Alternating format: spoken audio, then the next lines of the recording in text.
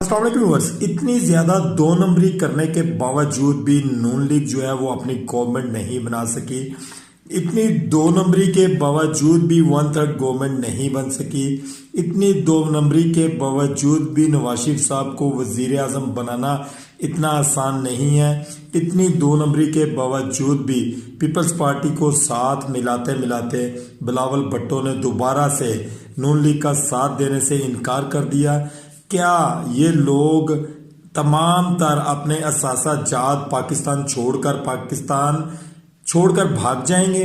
کیا یہ لوگ وزیر اعظم صرف واقعی اس لیے بنتے ہیں کہ اپنی جیبیں بھریں، اپنے بچوں کے مستقبل کو سیکیور کریں اور باہر کے ملک کے اندر اپنی جائیدادیں بنائیں؟